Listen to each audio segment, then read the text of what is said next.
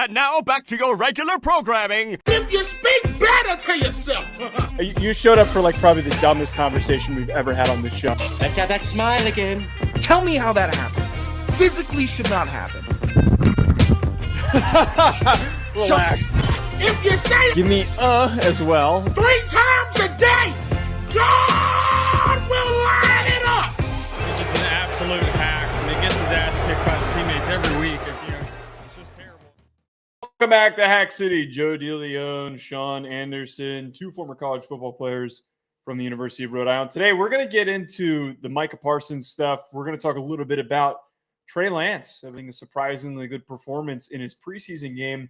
Also going to move on to our top 5 defenses in the NFL. If you missed the offensive show, go check that out. I have to bring up, Sean, this morning you had a friend stay over with you in your room. I won't air you out any further. Sure. But I was up much earlier than you and your friend were. And I was working this morning. I was getting the stream set up for R&J and for this show, and was knocking out a couple of things. And I heard you guys were leaving your room, which passes by where I have my computer set up. Sure. Fully expecting I should probably be polite and say, hi, nice to meet you. Haven't met this girl before.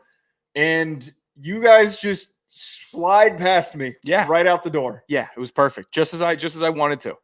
You didn't want to say, hey, this is my roommate, Joe. Hi, nice to meet you. I didn't. Keep moving along. I didn't. Why? She actually asked me, should I introduce myself? I said, no, just go right by him. Just don't even say a word. And why? What's the reason for that? It all worked according to plan, just how I wanted it. What do you mean according I to want plan? to keep you in bubble wrap, and I'm keeping my situation in bubble wrap, so you don't accidentally pop any of the bubbles. So you're There's doing no bubbles to be saying hello, hi, my name is Joe instead of whatever that awkward. That's all you would have said. Was? That's all you would have.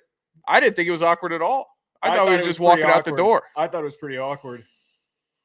It was my instruction past me. to not say a word to Joe, because sometimes when Joe is working in there, Joe don't like to be bothered. And I felt like that could have been a time. No. Don't flip this on me. Don't flip this on me. I didn't want to bother you. It was a time when I would be doing a show or recording something. Those are the only times when Joe doesn't like to be bothered. Yeah, well, I didn't want to go out there and have some let me look and see if he's good to introduce or anything. Like if you're floating in the kitchen, I would have said, hey, Joe, but you were in there. And in there, I don't know about this. In there means I don't know about this. Joe doesn't need to be introduced. No, you're flipping on. Okay, so here's the problem, though. I don't think that's a one-off encounter that she'd be staying over. What are you going to do the next time? Same thing. It'd be so I'm never going to get introduced to this person unless you find a way to introduce yourself. Which I'm not going to do that. That's uncomfortable. Perfect. Yeah, so we're good. You good? I don't need you messing my stuff up. I don't need you messing my stuff up. When have I ever in the past messed anything up? You got loose lips, pal. I don't know if I can trust that I'm going to be able to walk out of here without her learning something new about me. Oh, so she's walking out and be like, "Yeah, he's sleeping with someone else." Yeah, what are we going to do that? Well, what's your name? If you had happened to forget the name, then that could be a whole new conversation for me, even if it was honest. I remember the name. Okay. I wasn't thinking that you certainly didn't remember the name. I don't have loose lips. If you had bumbled and had some little, maybe even a brain fart, that puts me in a sticky situation. So I'm trying to limit a lot of the possible and very apparent human error that could stem from you. It's okay, man. It's okay. You don't want me a part of your personal life. I get it.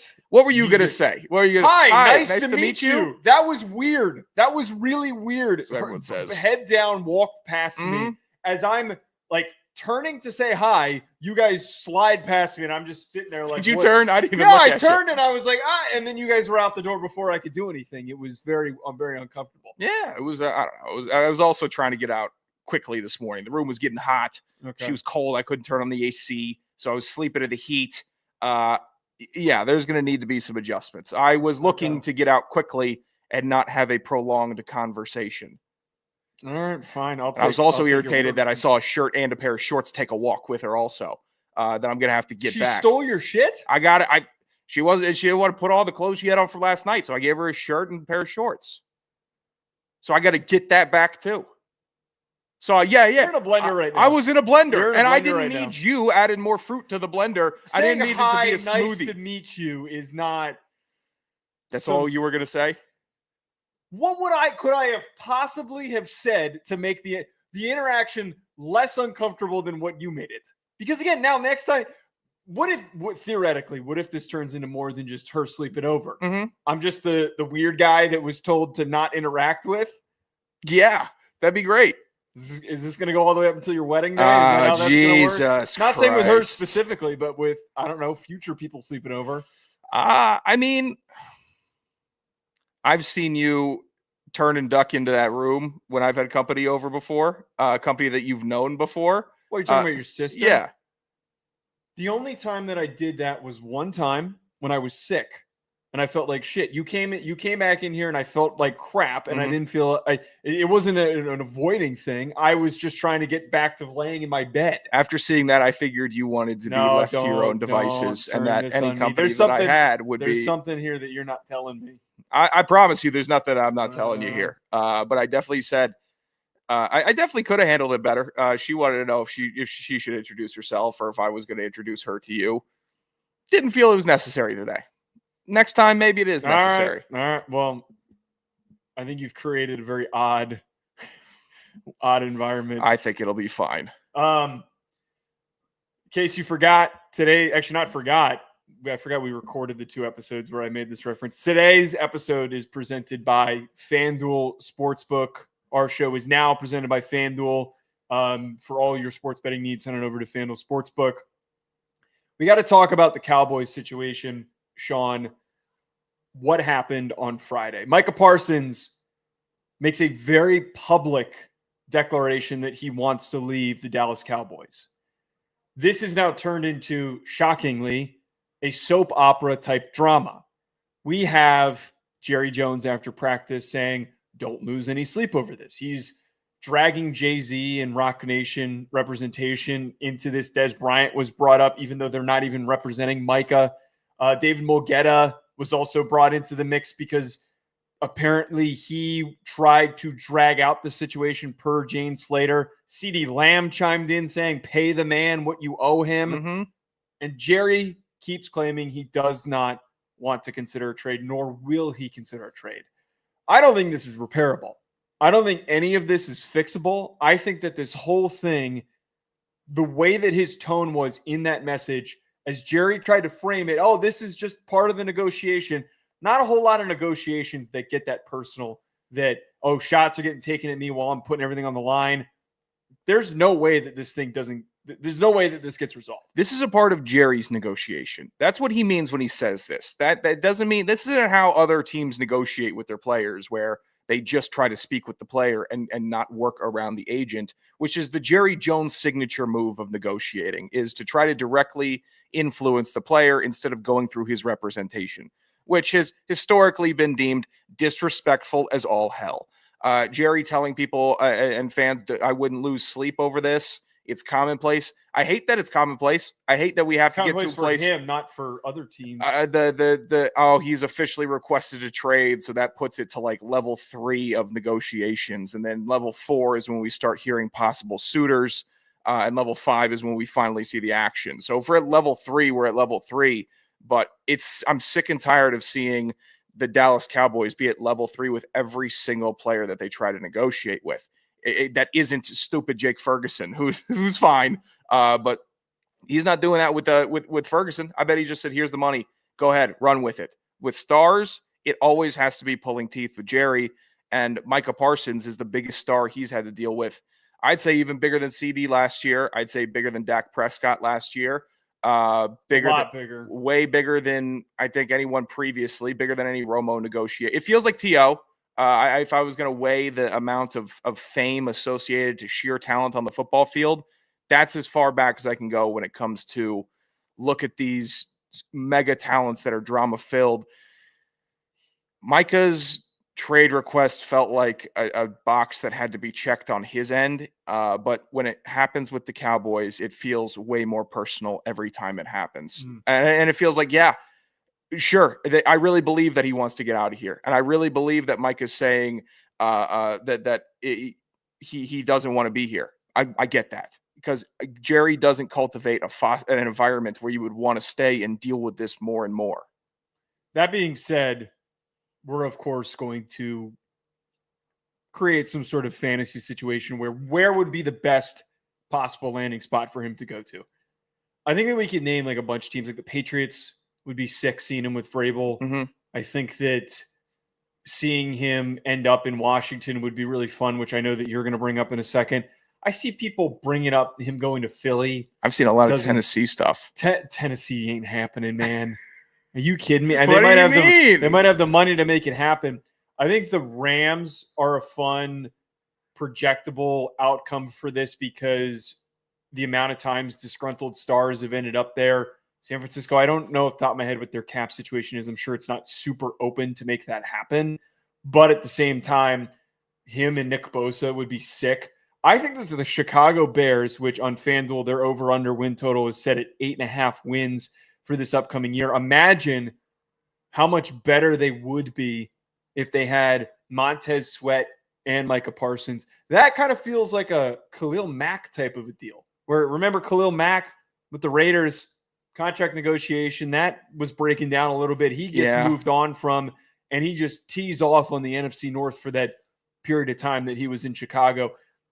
When it all comes down to it, I want to see Micah on a team, maybe that's not contending right this second, but is on the verge of contending and also has a fan base that's really going to appreciate him. I know that Chicago is going to appreciate Micah Parsons for everything that he's going to put out there on the line, and I think Ben Johnson would absolutely appreciate it. They appreciated Khalil Mack and did nothing with him. Would this Bears team do more nothing or less nothing with Micah Parsons than they did with Khalil Mack? Like, are we going to finally see the second team, the second trial of this whole young quarterback, beast pass rusher, good defense, talent around him in Chicago? Will it work with Micah? Maybe, but the Bears always feel like a team that they're fine until they figure out the quarterback situation. They haven't done that for 30 years. And so what do we say if Micah does go there? He could be great. I'd be confident saying Micah Parsons could get 15 sacks there. I'd be confident saying that he'd have a couple touchdowns, picking up and scooping and scoring, but I don't know. Until I see the Bears actually start winning, the Bears are going to be in that nebulous zone of kind of stink. Not stank, but stink, where they're there and you're aware of them and they can be competitive, but they're not really doing that much. Can you throw the overlay up on top of it? Has it gone off? What am I doing here? You put down the Commanders while you're doing that. You put down the Commanders, and I see a lot of people pitching that this is the best situation. And it is. In a vacuum, it absolutely is. If they weren't in the same division and if they weren't rivals, this is perfect. He gets reunited with Dan Quinn. You already know that Micah likes Dan Quinn. He trusts Dan Quinn. He's on a team that's ascending and is driving and pushing towards trying to become a contender. They already got to the NFC Championship game last year. So why wouldn't this work? We don't get these interdivision trades. We just very don't. Tough to make those work. I wrote an article for A to Z Sports because Giants fans were doing the same bit yesterday, and on Friday they were going and pulling, look at what he's saying about Abdul Carter during the draft. Look at what he was saying back in January. You guys need another pass rusher? You need another guy on the defensive line? That is how stupid. Well, okay, hold on. The projection that I've seen, like a couple people do the send Kayvon Thibodeau and a couple firsts for it. So you're swapping and bringing in Micah, or send Brian Burns or something like that. Yeah, give Brian and Malik. Not Malik Neighbors. We're not doing that. We're not doing all that. You take George Pickens and Micah for Malik and I would never do that. Never. Go ahead. Never would do that. But I pointed out in the end of this article, after I kind of broke down to like, look, Micah loves Abdul Carter. They're very close. And Giants fans, some were tweeting like, imagine this crazy projected lineup. There were jersey swaps and everything at the end of it. Included the most recent example of a Giants Cowboys trade was, I think, it was Jordan Phillips, backup nose tackle for the Giants, who they were going to cut because they were unimpressed with him, and the Cowboys just needed some D-line depth. That was it. That's the most recent example, and it's one of the few. Swapping a pick for a backup nose tackle is not the same as dishing out one of the best pass rushers in the NFL that you'd have to deal with every single week. That's why I don't, same vein, don't think the Commanders work. I understand that, but if there was ever a time and a moment where the rivalry between Washington and Dallas has ever felt like it's finally skewing towards Washington for a lot of good reasons and not just because of Cowboys suckitude, which is the only reason why Washington's won in the past against them. But now culturally and as a team, Washington has surpassed them. And Micah Parsons, I believe, is a very talented football player, and he's also a very smart football player in knowing that people care about what he does. He's a showman. He has a show. He's not doing that by accident. He's not doing it because he doesn't know the repercussions that people are going to take his statements out of context. They're going to clip them out. He's going to have official statements about the league. He is becoming a mouthpiece for the NFL and for Micah Parsons himself.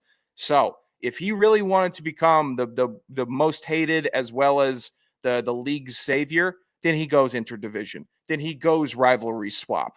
Then he goes to Washington to put Dallas's nose in the carpet after they piss the rug over and over and over again. This would not work if it was 2016. It wouldn't work if it was 2012. It wouldn't work if it was 2020 or 2008. But right now, 2025, it's the year where this could actually be pulled off. The only drawable. Yes, I've been a relationship between Dan Quinn and Jerry. We don't know what that's like, but I'm sure that maybe there's a line of communication between them. I think that this would only work as if the Commanders were dumpster fire bad and he was just casting them off. I saw someone try to project the Browns as a landing spot, and I think that Jerry's so spiteful that he absolutely would do that. Oh, yeah, send them into Siberia? Yeah, just send them off to a bad team to suffer. Could we be looking at hubris maximized from Jerry Jones enough for him to say, I don't care if we got to play him 2 times a year? Oh yeah. So is he dumb enough and crazy and proud enough to do that? Or is he just smart enough to know that Micah Parsons on Washington would effectively keep them out of the playoffs for the entire time Micah Parsons was in Washington? What Jerry are we? But why? Wait, I don't understand. Why would Micah on the Commanders keep Washington out of the playoffs? Keep Dallas out of the playoffs. Oh, yeah. Okay. So does he have that foresight to understand that he's going to be third place maximum for the next 5 to 6 years? Or could he be proud enough to say, F it, I don't care, let Micah go there, we're gonna run him down anyways? Well, so I put this at the end of my article. He's a dumb old man, and I think that he does dumb things, and we can't as much pulling punches at A to Z. Huh? As much as, well, I didn't say that. I said I said at the same time he always defies logic. This is me not pulling punches on this show. In that article, I said that he's an enigma and he defies logic in his decision making. So we can't predict what he's going to do. He's just going to do whatever the hell he feels like it. If he thinks he's fleecing the Commanders, then yeah, I think that he probably would make the trade happen. I think that he would make the deal happen. I hope I see it. I don't think he'd deal with Philly. I don't think he'd deal with New York, because both of those teams have championships in the 21st century. I think he still looks down on Washington. I don't think he respects them, and he could be looking at it like here's your bone. You go ahead. You deal with the headache. But I don't think if Micah goes to another spot, it'd be a headache. I think he'd be like, leader, get me out of the drama. Let me just go beast mode on the field 17 weeks a year. And that's all a team needs. If he stays on Dallas this year, how much of a distraction is he? If he gets retained, or if this continues to draw out, are we looking at another August filled with headlines about Dallas and their ship that they have no control over? Keep making them run sprints, Schloppenheimer. I see that. Fight more in practice, Dallas. You guys need that. Some teams need it. Together. Some teams really need the fighting. They need to get energy. They need to have people's jobs concerned in training camp, and that leads to competitiveness and fighting. Dallas has never once ever needed to fight in training camp. They are a team that is a cluster of crazy people with the media all up on them. Behave. Just go and practice routinely. Pretend like you're the Patriots in 2007. I bet you win more games, opposed to this show where everyone's just trying. It's just the me show in Dallas. All right, let's talk about Trey Lance. Let's move on to his performance in the Hall of Fame game. I think it's really easy to overreact to how a player performs in the first preseason game. I think that when we have these like really small glimpses of like random players that pop off for 100 yards or have like 80 yards receiving, someone has 2 sacks, whatever it is, it's easy to get excited in a preseason game and realize eventually, oh, this doesn't mean anything. He's going up against backups. But when it's Trey Lance, the guy who was once drafted really highly, I think that we need to give Trey Lance another shot. I think that we have enough context to see that a lot of these guys that are super young, that don't have a lot of reps underneath their belt, are bailed on way too quickly. And we need to give them as many chances to get on the field as possible. He in the Hall of Fame game against the Lions last Thursday, he goes 13 for 20 for 120 yards and 2 touchdowns. Sam Monson on Twitter pointed this out, which was phenomenal once you realize like how crazy this is. And this is perfect context. His passes represented over 5% of Lance's entire NFL career pass attempts, including pre, regular, and postseason. 5%. Those 20 passes accounted for over 5%. That's nuts. He's getting on the field. He's had all this time to learn. He's got no pressure on his shoulders to get out there and to play. I'm not sitting here riding him thinking, oh, look at the stats. He performed well. He completed 65% of his passes. I went back and watched the film because Ryan and I are going to do a film breakdown on him. And I was really impressed, man. Like, he's layering his throws. There's pressure in his face. He's got guys bearing down on him, and he's just delivering the ball where it needs to be. His accuracy was great. He showed really good patience in the pocket to not just immediately panic and, try to move on the run and then lead to a turnover. I saw the version of Trey Lance that I thought we were going to get. I don't think that this is an indication that Trey Lance becomes an all-pro. I don't think he wins the MVP anytime soon. I don't think that's happening. Do I think he could start? Yeah, absolutely. I think I'm not. I think that the Chargers should trade him, and I would really, really like to see him get another chance to play on a team that maybe has an older veteran that he can take over for in a year. This feels like overreaction central, and I understand why a listener would feel like it is, because he had a good preseason game in the first week of this season. I know how that would be perceived as overreaction, but coming off, what was it, his last preseason game with Dallas? Yeah, where he was throwing like 5 interceptions and he was just in there for the whole time, and it was just a pick-a-thon.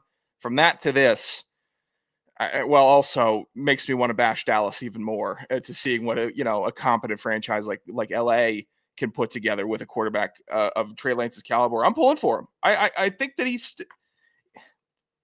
he hasn't shown me anything from his side of thhings outside of the play to make me think that he couldn't stick around in the league. He's been a chin up individual at every single spot. Got his spot taken in San Fran. Nothing happened in Dallas. If he was too raw, he was too raw. But there wasn't a bunch of complaints. He just kept on getting shipped around. And he's going to keep on getting shipped around until he finds a spot. And if it's LA, so be it. I'm not ruling out the possibility, if he were to get in with the Chargers, that he could make some noise. But that's a big if with that team. If we were to move on to another team, there's potential there. And honestly, I've seen enough of Josh Dobbs as a backup in the league. I've seen enough of these other guys that come in and they're fine and then they blow it and your team loses. I've seen it. The week 9 signing of Josh Dobbs this year is not going to blow me away. I don't care who he goes to. Seeing where Trey Lance goes, that might be something that piques my interest. I think he could be a guy where if a quarterback goes down, I wouldn't be upset if my team was taking a shot saying, let me go get Trey Lance. Let me overpay for Trey Lance to see if he could save our season. But obviously, I'm talking in an ivory tower with the best backup quarterback in the league. Thank you, Kirk Cousins. Keep him hydrated, please. So I kind of push back on that because I don't want Trey to just go somewhere that's got an injured starter. I think that this is a legitimate reclamation project where he's probably going to end up sticking with the Chargers. But if someone picked up the phone and saw or tried to push for and get a young guy to sit and to develop and to grow, that is what comes out of this. Instead of starter goes down, we just need to throw somebody into the mix. the two teams that I thought of, Pittsburgh Steelers and the LA Rams, both those teams, if their seasons go as planned, they will be picking in the back end of the first round. They will not be in the running to draft some of these top guys. It is very hard to turn a late first round pick into a reliable starter. Just history is against that. You have your Paxton Lynches of the world. If we go to the beginning of the second round and you're making picks, you've Jimmy G and Derek Carr as your few positive people that you can turn to. Lamar Jackson is an exception. It doesn't happen often. Yeah. So you can't be hoping. That was just a league-wide misjudgment. Right. You can't be hoping sitting there at pick 27, if things go really well this year, that you're going to get your future quarterback. You end up in the Kenny Pickett sweepstakes if you're Pittsburgh trying to do that again. The team that I like the most, though, I like the Rams. I really think with Stafford, we're on the last run here. Next 2 years, Trey Lance 1 year. could get. I don't think he's got two in him. Well, okay, so if it's one, next year you move on. Trey steps in. He's your starter. Or 2 years, if Matthew Stafford does stretch out a little bit, you kind of get the Jordan Love treatment with this, where he's like really, really sitting for a bit as he's baking and improving and getting better. Being around a true professional in Matthew Stafford would help him realize even further what he needs to do to get better. And I think on top of that, you're putting him in an offense that's super creative, that loves to run play action. I saw in this game against the Chargers them run a lot of play action and him take advantage of it. Move on the run, throw on boot plays. So what would he be good at? Yes, that's what I want. I think that he would be perfect with the Rams. The Rams is fine. The Rams pick, it's going to universally work because I think you're buttering me up knowing that I respect the Rams organization so much and how they cultivate talent. There's not many players in the league that I don't think would work on the Rams. And then Trey, and credit to you for picking the Rams, because Trey Lance, I think, would thrive there. I am going the opposite route with him. I am looking for Trey Lance to come and be a hero. I want him to be a hero this late in his career with so much adversity and an injury under his belt. But I'm going to go with the big swing here. I want the Jets to pick up the phone, and when they botch it on Justin already. I want the Jets to have a second Justin Fields ready in the wing. That's what I want. See, you're just stacking exactly. the same guy. I don't want my team to miss a beat because I think that if the Jets really do it well with Justin Fields, they could be a good to decent team. And if you have a guy that can slot in right after, you don't miss a beat. I think Trey Lance could play a lot of that Justin Fields ball. Maybe he would be passing it a hair more, but he's got the legs. He's big and strong. He could slot right in, and I don't think that the Jets would be that bad. I don't think it would be a season ender if they had Trey Lance waiting in the wings and Justin Fields either had a really bad stretch or he went down. Not projecting an injury for the big horse because he's big and strong and he's handsome and a good quarterback, but if that were to happen, I want to have somebody that can step right in, fill the situation. Similarly, or I guess on the opposite side of that, I'm looking at Miami. I'm looking at an injury-prone quarterback in Miami. This one I don't hate. I think you can make this one work. And honestly, they got no one else that I'm going to be inspired to see. I would if Quinn Ewers stepped in and threw 3 touchdowns, I wouldn't be saying we need to start Quinn Ewers and start the statue for him in Miami. If Zach Wilson stepped in, threw a couple deep passes, it'd be the same. I would not be ringing the bell saying it's Zach Wilson time in Miami. Trey Lance gets down there. He gets down there, really starts operating, has the arm for Tyreek Hill. If he can have the discipline to hit Waddle and just run an unselfish offense there, it could work. Just be a distributor and not a home run hitter. And I think Miami could have something working with him. 2 big reclamation projects in the AFC East. Both of these teams get better if they have Trey Lance on their squads. I'm probably going to mess this up.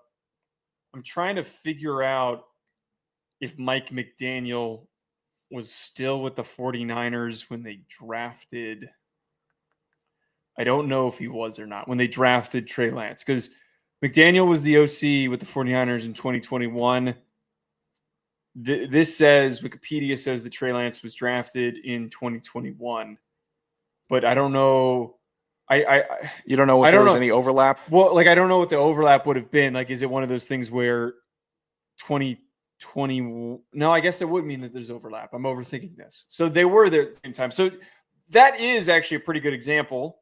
I like the Dolphins as a potential landing spot because all it takes is one more bonk on the head for Tua, and he's we know. He's not suiting up. We know the situation with Tua. It's been a head injury after a head injury, and nobody's happy about it. And it's not a good thing to see. Every time he goes down with a head injury, nobody's sitting here like, oh, Tua did it again. I'm angry at Tua. It's more of a, oh my God. Like, again, he can't get right. Like, you feel bad. But who are they going to throw in?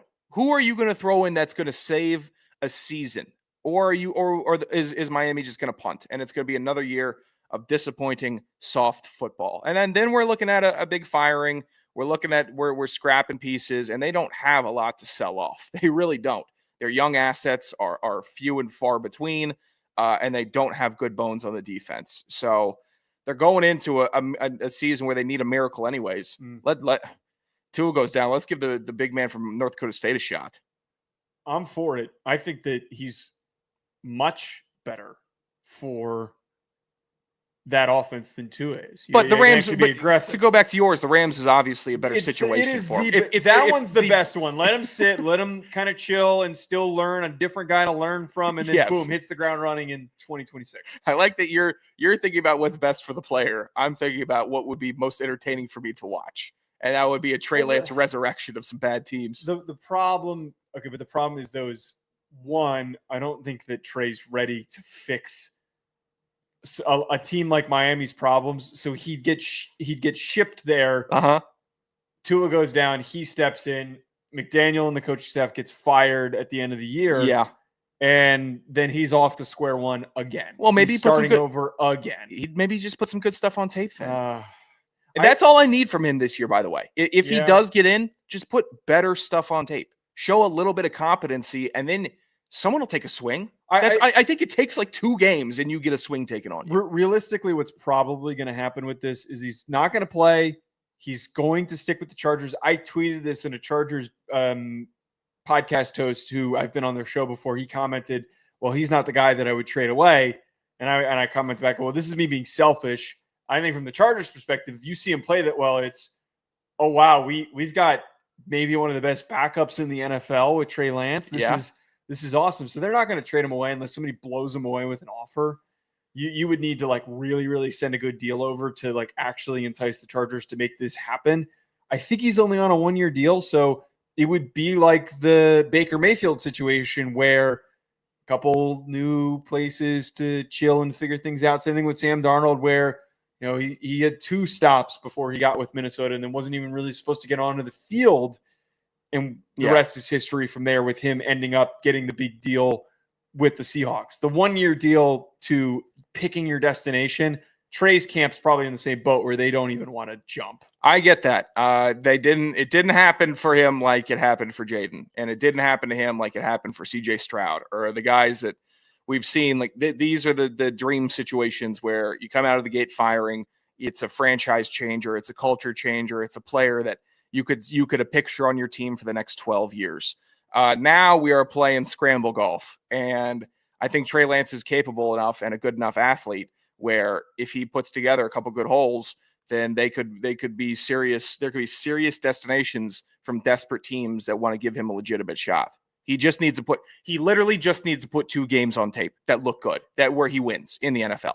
Not running around, not that crazy-ass game in Chicago where he was just sliding around in the rain. That almost doesn't count to me. That was a crazy weather game, and the 49ers were a much better team than the Bears. This guy needs a legitimate 2 games, dry weather, carving up a defense. That's all people need to see for him, and then Trey Lance sweepstakes takes off. All right, we need to move on. Top 5 defenses in the NFL. We've got one more show before Sean leaves. When's your flight on Thursday, by the way? 5 p.m.? 5 p.m.? Oh, so are you working? No, you're not working. So you're just going to be chilling here on Thursday? And I'm going to be dipping over in the airport, making sure I'm good to go. I get there early for international. Early. I'm trying to remember what. They don't I'm getting distracted here. They're weird about when you show up early. Like sometimes they don't let you do shit if you're there too early. That happened to me when I was in Ireland. I showed up super early because my flight got canceled, and then they put me on a new flight. My buddy had to like haul ass over there. Was there 5 hours early, and they wouldn't take my bag. They just straight up were like, "No, we can't take your bag because you're here too early," which is bullshit. I got to just there. stand there. I'll stand there with my bag. But the last thing I'm going to do is have some scramble drill where I'm not there. That is that. Well, you're not checking a bag though. No, Yeah, carry so on. you go through security. But I'm going to end up checking this bag, and I don't know if we're fat or we need more. Not checking a bag. You're there for 10 days. Yeah, it's just clothes. Just clothes and 2 pairs of shoes, maybe. I think I will need 2 pairs of shoes. I don't know. I'll end up throwing out underwear and socks and shirts that I don't want on the way back. All that'll happen. Nice. All right. Top 5 defenses in the NFL. Let's rip through these as we did with the offenses, get through them as quickly as possible. We're foregoing the mailbag because we don't have any questions or voicemails today. Number 5 for me, Sean. I've got the Denver Broncos. And I'm going a lot off of how well coached they are. They're one of these units for me that is just so cohesive, that plays so well together. I think if you take a lot of these players and you put them on different teams, they don't have the same impact. They're one of those units where if you separated the parts and somebody left, I think they would obviously get a little bit weaker, but those players would not have the same careers that they're on right now. Zach Allen just got a big contract. You got Dre Greenlaw, Nick Bonito, who's been surprisingly good. We can't miss bringing up Pat Surtain, who's right now the best corner in the NFL, or at least top 3, up there with Sauce and up there with Derek Stingley. This Broncos team has teeth, and it got better with Talanoa Hufanga and Dre Greenlaw, who they brought in this offseason. I think that there is and also I forgot to bring up one of my favorite draft picks from 2025, Jahdae Barron starting for them in the slot. Got me so juiced up because I think he's so perfect. Doesn't need to play safety, doesn't need to play outside, and is just going to be a dominant-ass dude winning covering slot receivers as their nickelback. I thought you were going to talk about another player on the defense that you were fired up for. A different Not defensive back. Moss. Riley Moss. You got to be fired up for Riley Moss. Is the one liability that they No. He was good. 6 players on this Broncos team registering 5 sacks last year. That is impressive. It's reminiscent. The Broncos are by the way, number 3 defense this year. Oh, you gave me a look like I was like crazy for putting them on my It's list. this is an insane defense. And because they're Denver and the NFL still has a bit of an East Coast bias, I think when it comes to the coverage and how deep you look at some of these teams, this Denver defense is reminiscent of some of those defenses that Peyton had with him, where those were incredible defenses top to bottom, and they were stingy and they were hard-nosed and they were overshadowed. They were overlooked. Overshadowed is the right word. Okay. Well, they were passed over because of how exciting the offense was and how dominant they were. And I feel like this Broncos defense that they rolled out last year, the one that they're rolling out this year, is going to have the same tone. How are the Broncos still in this? I just watched Bo Nix throw 2 picks. Well, their defense is insane. They've got a good defensive backfield. Their linebackers are great. Jonah Ellis, it was like every time I watched the Broncos last year, Jonah Ellis just stuck in my brain. And he is a fly-around guy that I'm excited to watch. Zach Allen looks like he's 7 feet tall, 400 pounds on the defensive line. I like seeing the big monster. I like seeing what he's able to do. So I think Denver is going to be top 3 this year. I as long as they're in your top 5, I'm not going to leap over this table and bloody you with a Saratoga water bottle, but I'm okay with it in the top 5. They just don't have like a crazy, sexy twitched. You're right. There's no sex on this defense. That was a crazy statement that I just said. Sexy twitched up unit is the worst thing I could have possibly used to describe a bunch of grown men. What I meant by that is there's not a lot of crazy elite athletes, and it goes in line with what I said, where the sum of the parts is what makes it so dangerous, because all these guys know how to play off of one another. You just mentioned you said 6 guys had 5 sacks. Yeah. So you're getting all that production from different players. That's what makes them dangerous, not because they've got Myles Garrett or a Micah Parsons. It's because everybody's playing together and they're just kicking ass that way. Who's your number 5? My number 5, Kansas City Chiefs. I refuse to leave the Kansas City Chiefs defense out of a top 5. I took them off my list. That's crazy. They were 6 for me. I had a battle between the Broncos and the Chiefs. They're right there. They're like right there for me. Here's the thing. They're not right there because their defensive coordinator is like the only guy in the league that is so cracked that he gets national attention on every broadcast, because the defense ends up making a play every game, or there's a big nuts play call from Steve Spagnuolo that blows your mind. And you're like, wow. So that's what running a defense looks like. It's the bait and the switch. It's lulling the offense, or it's keeping the foot on the pedal for 4 quarters and lighting up quarterbacks. That's what they do.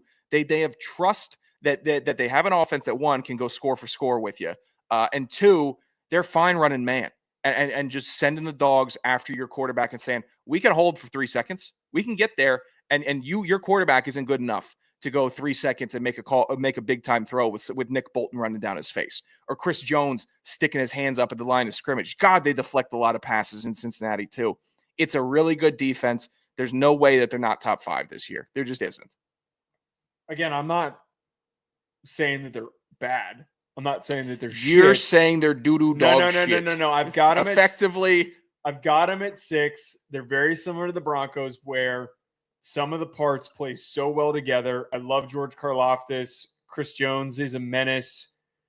Their linebacker unit with Leo Chenal and Nick Bolton is fantastic. I think they're decent at safety, and I think they're decent at corner, was where I was not off put, but where I had the thought of, okay, they're really good, but I'd much rather go with a team like the Broncos that have a defensive player of the year on their team. Here's the thing. The Chiefs defense kind of looks goofy. They got a lot of guys that don't necessarily look like a typical NFL linebacker, or they're wearing numbers that don't reflect like dominance at the position. This defense is going to eat all year. They just do. If I saw Kansas City last year like scrape by and it was miracle Patrick Mahomes Hail Marys and then game-winning drives. No, the defense was getting a lot of hate because they had a couple, I guess, favorable calls late in games. But so what? They won games for their team last year and literally kept them in it, while the offense was struggling with a bloated tight end, a bloated running back, a crazy running back, and obviously the best quarterback in the league. This defense got Kansas City back to the Super Bowl last year. That's who did it. We all know it. They're top 5. Again, I'm not really going to put up any bit of a fight there. I hope not. My number 4. Okay, you settle down over there. My number 4 was the Houston Texans. And my big motivation was 3 players: Will Anderson, Danielle Hunter, Derek Stingley. I think that the Texans have the best pass rush duo in Will Anderson and Danielle Hunter in the NFL. You've got the vet who's just kicking ass, who's a freakish athlete, and you've got the young gun who's turning into a defensive player of the year every single year candidate. I don't think enough people hype up Will Anderson. I think more people need to give Will Anderson love. What he's been able to do in the first 2 years in his NFL career is freaking nuts. As a high pick, too. A lot of pressure. This is one of those cases where they're driven by the fact that they've got 3 elite players, 3 top 5 guys at their respective positions, enough to carry the water for them. But CJ Gardner-Johnson, they added this offseason, is a great player. Kamari Lassiter was a really solid opposite outside corner for them, which is all he needed to be when they drafted him out of Georgia. Kalen Bullock has been surprisingly good. He was somebody coming out of USC who I remember my thought process was, hey, he's got all this athleticism, but he hates the tackle.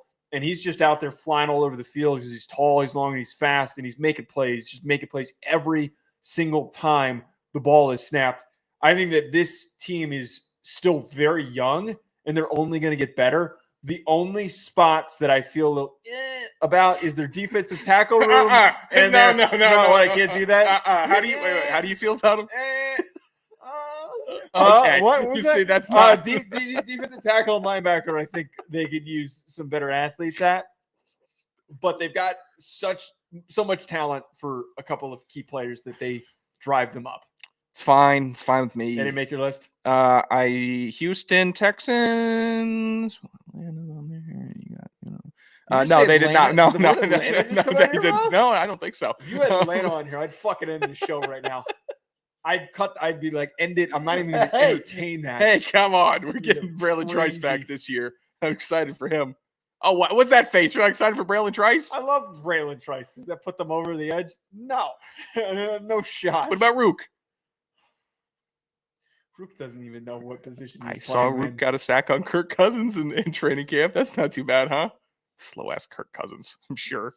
Might as well have Coolest ass. Might as well have Rook. Unkbot back there. It's about the same amount of mobility. My number 4 team, Pittsburgh Steelers. The re-signing of TJ Watt, him getting that extension, so massive for the team. The Steelers, well, first of all, TJ Watt being on this team gets the Steelers another 2 to 3 wins this year, just from his impact, just from his forced fumbles and turnover production. This season, the Steelers will have an extra 2 to 3 wins. That's one player on this defense. Additionally, the defensive backfield, well, I think losing Micah Fitzpatrick, bad culturally, may have gotten even better. Joey Porter Jr., I think he's the truth. Darius Slay. Truth is a little aggressive, but he's a very underrated corner. I think he's, okay, the upcoming Truth at 8. Good player. Good improving player. The Truth, it's such a broad brush that you're painting there. That's What does right. that even mean? It means he's the truth. He's going to be a Okay, dude. He's going to be a all right. legit star in this league. It means he's going to be locking down opposite of Jalen Ramsey or in front of Jalen Ramsey in case you want to put Jalen at safety. Oh, we got a jack at all trades on this defense also. Give him to me. Feed that to me. Feed me Peyton Wilson getting a real deal shot starting at the linebacker position for the Steelers. You think that guy doesn't look like a Pittsburgh Steeler? His crazy ass? Yeah. This Steelers team is going to create headaches. I love the retention of the savvy vet Cameron Hayward as well. That dude is a freak. We're looking at a shorter Calais Campbell situation, and nobody wants to recognize the longevity. No one wants to recognize It's the a hilarious dominance. thing to say about a guy who's like 6'4", 6'5". I by the know. way. Yeah, look. It only works for Calais Campbell. Yeah. I think Patrick Queen we've seen about his ceiling. It's a good ceiling. We've seen his floor. It can be rough at times, but for the most part, really, really good linebacker and better than 90% of the other dudes in the league. This is a good defense. They're going to be feisty. They're feisty. It actually makes them sound weaker than what they're going to be. This is a strong defense, and they're built to keep up with Baltimore, and the defensive backfield is built to challenge Cincinnati. I think they perform way better with the clown show that they got at quarterback and offense this year. I think this defense keeps them in way more games than expected and would be right now, early August, the only reason Pittsburgh gets a winning record this season. I had him at number 3. Wow. Their defensive line gets me horned up. Okay. I like a lot of what you talk about their secondary. I think it's super underrated. They always get really good play out of their linebackers. They don't need an all-pro linebacker. But Patrick Queen, you didn't really know what you were getting with him stepping in because he's one of these guys that's a lot of athlete, not a ton of instincts, just super inconsistent. But he doesn't need to be locked in all the time because he's got so much in front of him, so much talent in front of him. Keanu Benton, dog. So here's the craziest part about this. They are, in my opinion, the best team at running a 3-4 because they've got the best personnel for running a 3-4. You've got Alex Highsmith, who's a great rusher. You've got TJ Watt, who's a freaking awesome stand-up rusher and top 3 pass rusher in the NFL. Mm-hmm. And then you have all of these guys in the middle that they're all similar body types that they can all play in different spots. You can F with any offensive line that you're going up against because they're all built the same. You've got length now with Derek Harmon, who could play nose or he could play as one of those tackle spots. You can, end spots. You've got Cam Hayward, who's been there for so long. And again, I love Keanu Benton. I think that group, that defensive line group, got so freaking dangerous with Derek Harmon in the mix. Derek Harmon on other teams, yeah, good pick. Him with the Steelers is going to be unbelievably dangerous. There is a legit shot. I keep pushing this narrative that they go on a run and they go to the AFC Championship game and it's off of production that sounds something like allowing 15 or less points per game, but they're only scoring 17. Yeah. Like they're just barely scraping by on offense and they're just doing enough. Your Patrick Queen statement really made me laugh. The instinct versus athlete, because here's the if you get an NFL Twitter, Patrick Queen gets eaten alive in the film room. The Patrick if he is the king of hypotheticals. If he gets caught in the wash, he is completely out of the play. But the funniest part with him though is those that don't really pay attention to what he does swear that he's the best linebacker in the NFL. Yeah, there are some unrealistic. There is no in between. Nobody can meet in the middle with talking about him. It's either he's dog shit or he's the most athletic and fastest linebacker in the NFL. Okay, could we be the show that meets in the middle on Patrick Queen? Can we give him? He's fine. He's there. I think he's better than there. I think he's better than playing football. I'd label him football a little bit better than most guys would. Getting the job done. He does more than get the job done. Go getter. I tell you what, if he gets taken out of plays, though. He gets taken out of plays bad. Can't be doing that as a linebacker, man. Yeah. Okay. You know what? It's kind of your job to be hanging out. He's not hanging out. He's hanging out back there. You had one. He's doing fine. Okay. Oh, plays happening. Oh, the D-line didn't get him. Oh, shit. Oh, the ball was snapped. Oh, I gotta go do something. All right, my number. You gave your number 3, so my number 2. I assume that we've got some sort of similarity between 1 and 2 here. Mm-hmm. My number 2 was the Baltimore Ravens. It was debating putting him at number 1. You can probably guess who my number 1 is. This Ravens group is like what I described with the Broncos earlier, where it's such a cohesive unit that plays so well off of themselves, except they've got some nutty athletes. They've got the best secondary in the NFL. We talked about this after they went and got Jair Alexander, who, even if he's banged up, they've got some decent depth at corner that they'll be fine if he misses some time. Kyle Hamilton, best safety in the NFL. Malachi Starks is going to be a multi-use defensive weapon who can cover in the slot, who can play alongside Hamilton over the top. He can play in the box. He can do so many different things and doesn't have to be the best DB. He can just be himself and be a headache for opposing offenses. Not to mention Nate Wiggins, who's tall, long, he's fast. I'm expecting a breakout for him. That overall defensive line and also linebacker core is insanely athletic with Nnamdi Madubuike, Roquan Smith, Trenton Simpson, super underrated. I think he's getting better. There is just so much to deal with, and there's no real weakness that I can pinpoint. Yeah, a lot of freaks on that Ravens defense. My number 2, the Minnesota Vikings defense for the upcoming season. Really love what they're putting together this season. Yeah, I didn't have the Ravens in my top 5. They were my 6th team. The Ravens aren't 6 compared to. They were my 6th Vikings team. can't be at number 2 for you. Oh, they can be. I love what this Vikings team did. Harrison Smith. I don't need you bringing up Harrison Smith off rip. That is the one caveat that we are kind of not thrilled about. But other than that, look, also, actually, I'll defend Harrison Smith off rip. Eric Weddle played till he was damn near 40 and was impactful till he was 40. There are very few safeties that can do that. Harrison Smith proving himself to be almost in that caliber of an Eric Weddle type safety that can play well into his late 30s. The Vikings defense was really strong last year, and they decided to get even stronger. I really appreciate what they did. They didn't just say, we're going to roll over this same unit, and we're going to just roll the dice and improve the offense. No, you know what we're going to do? We're going to go get a former All-Pro, Jonathan Allen, get him on the defensive line, shore that up.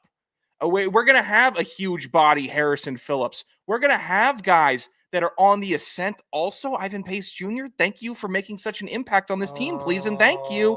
Andrew Van Ginkel, give me a little Van Gink off the edge.